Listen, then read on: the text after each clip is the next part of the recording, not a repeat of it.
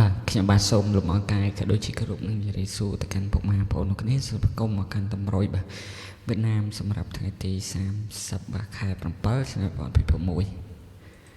បាទមុនជាដល់តម្រុយទាំងថ្មីអត់មានសូមមកទៀមតតម្រុយទី29កាលពីម្សិលមិញសិនបងប្អូនលោកគ្នាតោះ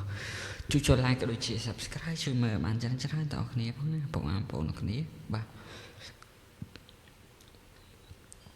នេះមកគឺជាតម្រុយដែលមានឲ្យពុកម៉ែបងប្អូនយកទៅកំសាន្តលេងកាលពីម្សិលមិញបាទ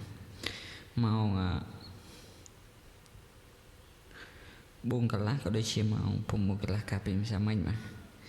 ពុកម៉ែបងប្អូនអាចមើលជាក់ស្ដែងតាមលើនឹងបានបាទអត់មានឲ្យពុកម៉ែបងប្អូនលេងបាទគឺមានលេងខ្ទង់0ក៏ដូចជា9បាទគេថា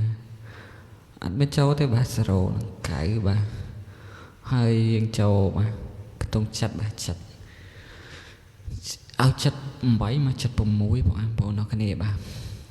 តោះចូលចិត្តដែរតើម៉ោង6កន្លះបាទតើយើងទៅមើលម៉ោង6កន្លះម៉ោង6កន្លះអូ0អូ9អត់មានទេបាទប៉ុន្តែយើងចូលចិត្តបាទចូលចិត្តនៅប៉ុស្តិ៍បាទចូលចិត្តប៉ុស្តិ៍បាទហើយក្របធំអត់មានចូលទេបាទស៊ីមកក្របស្ដែងមែនតើតោះយើងមានតែប៉ុណ្្នឹងបាទការទៀមទាត់នៅតម្រុយជាងទៅមើលតម្រុយទី30ខែ7ឆ្នាំ2021វិញបាទតើបងប្អូនឃើញវីដេអូនេះឲ្យជួយ subscribe និងបើកសារក្តឹង admin ម្នាក់មួយផងណាបងប្អូនលោកគ្នាដើម្បីតាមដានរាល់តម្រុយពិសេសហេងប្រចាំថ្ងៃពីខាង channel admin ណាបងប្អូនលោកគ្នាយកទៅកំសាន្តលេងបាទតែឥឡូវមានឲ្យអុកខ្ទង់យើងឲ្យ0ក៏ដូចជាអុក8បងប្អូនលោកគ្នាអាចលេងបាន0និង8ហើយក្របបុកវាមាន0វ៉ាន់តា87ក៏ដូចជា99បាទ0វ៉ាន់តា87